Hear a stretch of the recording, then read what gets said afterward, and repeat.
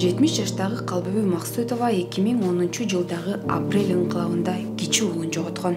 Ошол учурда 29 жашка жаңы эле чыккан Эдил Максутов Бакиевдин үй бүлөлүк башкаруу режимин кулатканы аянтка чыгып окко учкан. Ошол кандуу окуяда уулун жоготкон эне өлкө башчы Садыр Жапаровдун мурдагы президенттер, анын ичинде Курманбек Бакиев менен жолукканын уккан соң эски жарасы кайра козголгонун айтат. Себеби Жапаров бул жолугушуудан кийин кечиримдүү болуп өткөн кеткенди унутуу керек экенин кыйтты.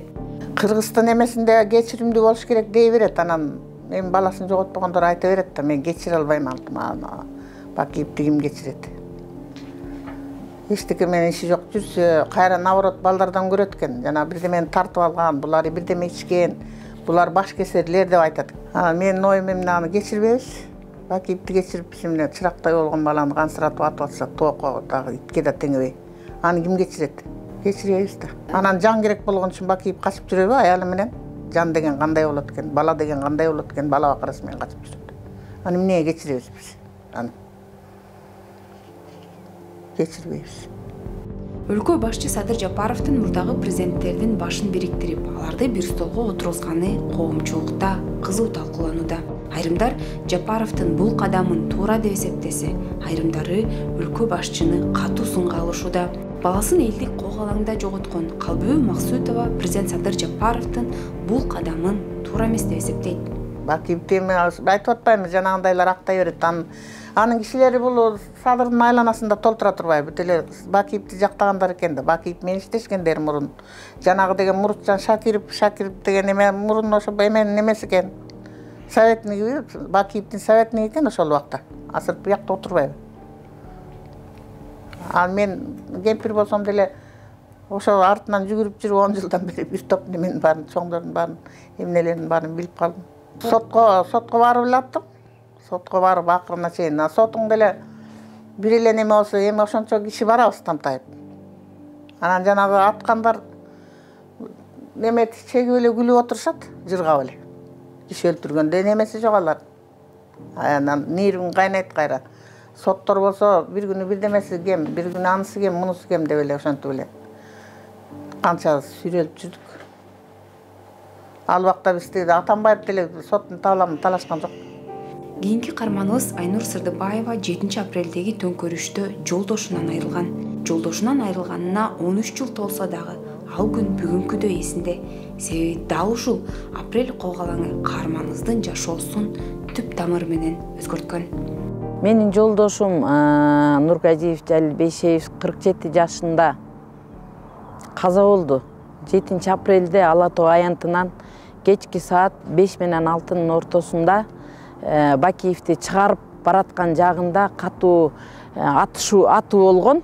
Ошо катуу баягы тынчтык митингге чыккан элдерге катуу окторду жаадырганда ошо ак үйдүн үстүндөгү снайпердин огунан жүрөгүнө тийип каза болгон.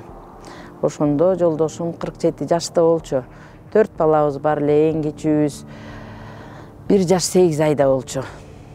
Баягы тынч жүргөн үй эле болчубуз. Жолдошум маршруткуму эл ташыган маршрут каттамда жөнөкөй эле айдоочу болчу.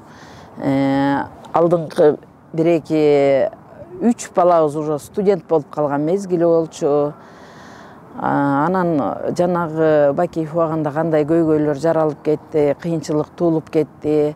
Даже мына чөнтөк телефонго кол сала баштады 60 тыйындан ар бир звоноктон ал. Ошону элдин баары билбейм, унуткан кишилер болуп калбаса, биз аларды унутпайбыз. Эми андан кийин, конечно, көп кыйынчылыктар болду. Баланы чоңойтуп, ошону үйлөндүрүп, жайландырыш, ошонун окуусун бүтүрүш, үй бүлөлүк кылыш, ошо ар бир балаңа үй жай кылып бериш.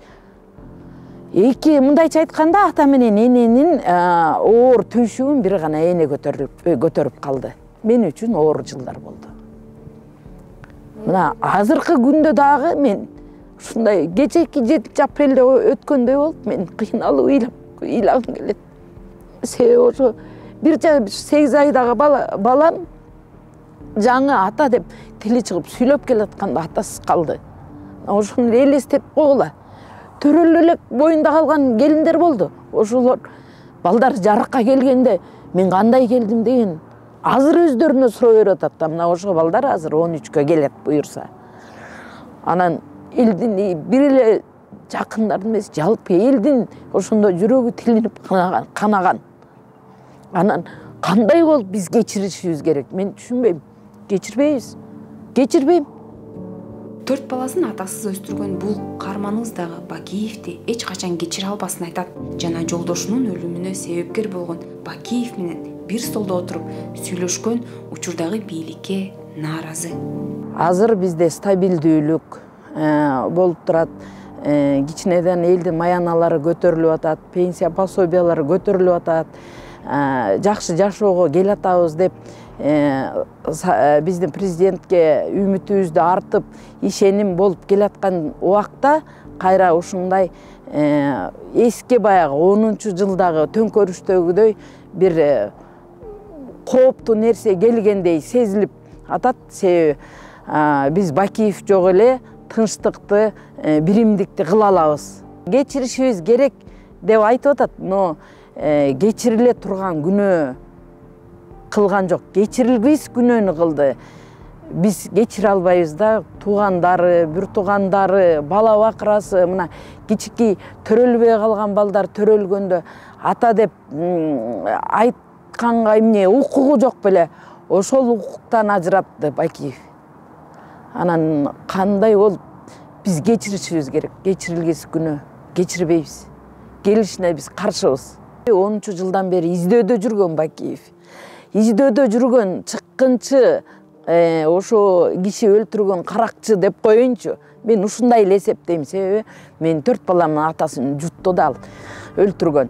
Ошондой киши менен бир столго отуруп, издөөдө жүрсө эмне үчүн ошону бир столдо отуруп ганын ордуна алып келип эл алдына салып бербейт?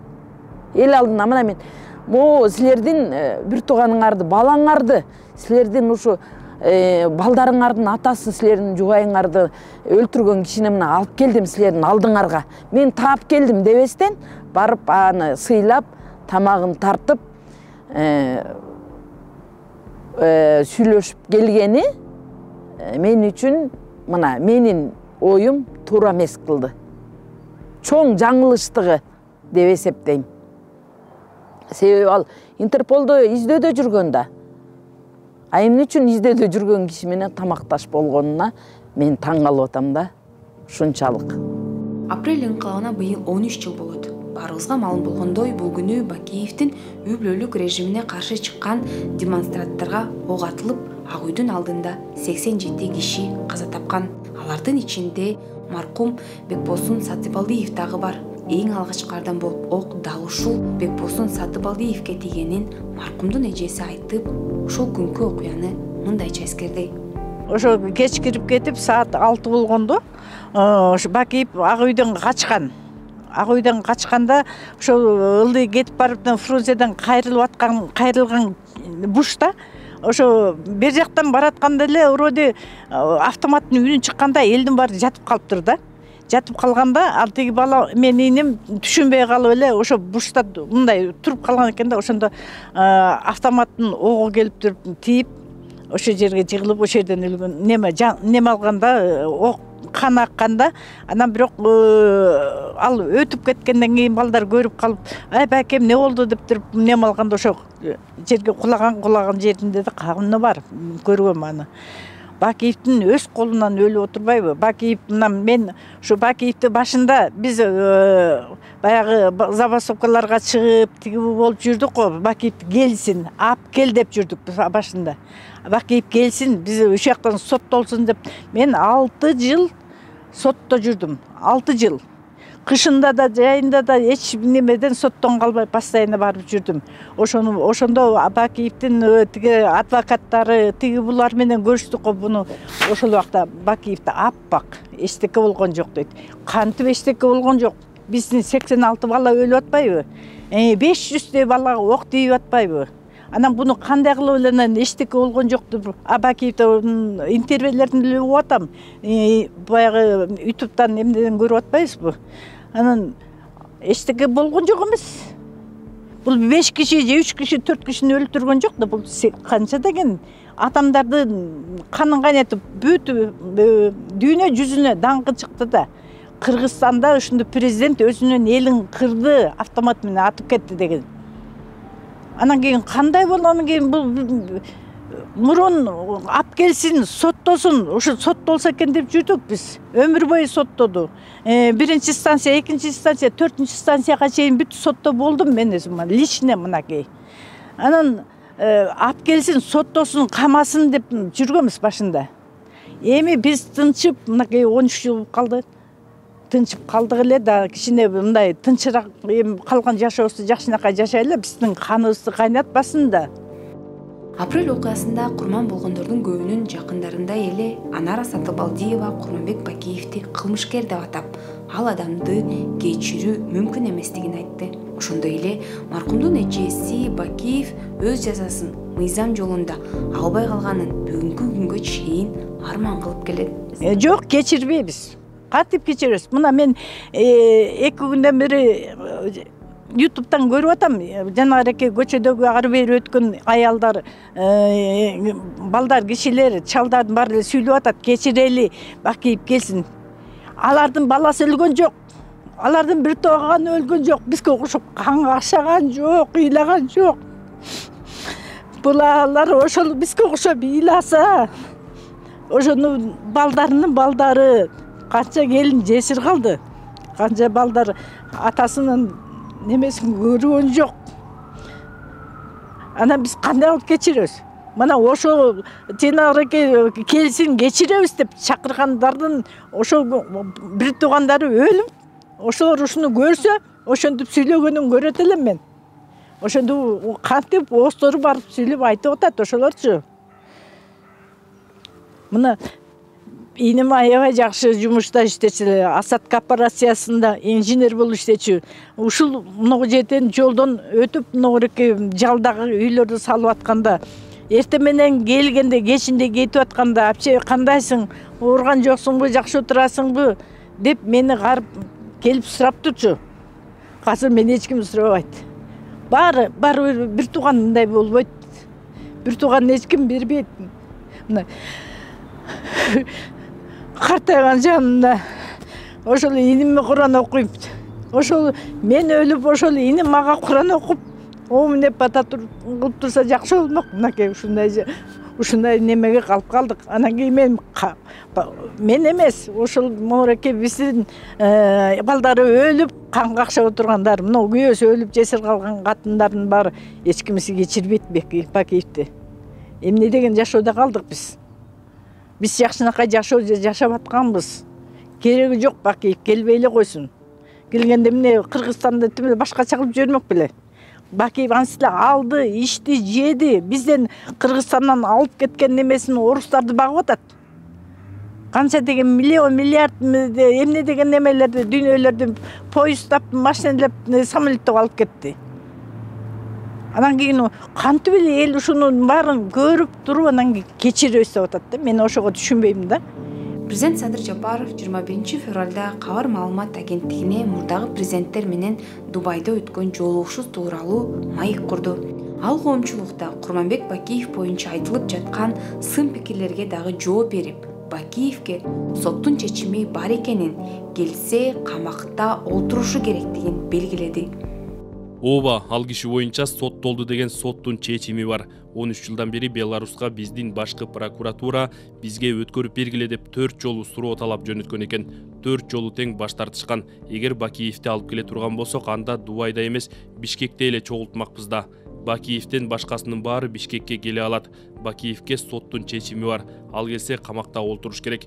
Жолугушуу боюнча айтсам, биздин баш мыйзамыбыз эң жогорку мыйзам. Мыйзамдардын атасы. Баш мыйзамдын 66 беренесинин 2 пунктунда президент элдин жана мамлекеттик бийликтин биримдигин камсыз кылат деп милдеттендирип турат. Мен милдетимди аткарып жатам. Ал эми жоопко тартылуусу боюнча болсо, ар бир адам Кудай алдында, тарых алдында, мыйзам алдында өзүнүн күнөөсү үчүн жооп берет. Эске салсак, 2019-жылы апрелде Курманбек Бакиевдин үй бүлөлүк, кландык, криминалдык башкаруусуна каршы элдик толкундоолор болуп, натыйжада 90 адамдын өмүрү кыйылган. жана 400дөн ашуун киши жаратылган. Андан бери 13 жыл аралыгында жаратылгандардын дагы 65 киши көз жумду. Азыркы тапта Апрель инкылабынын курмандыктарынын жалпы саны 150дөн ашты. Апрель коогалаңында Курманбек Бакиев үй бүлөсү менен өлкөдөн чыгып кетип, ошондон бери Беларуста баш калкалап келет. Башкы прокуратуранын маалыматы боюнча Курманбек Бакиев 7 апрелде каза болгон 87 кишинин өлүмү жана башка 10 чакты факты боюнча айыпталып, сыртынан 30 жылга эркинен ажыратылган.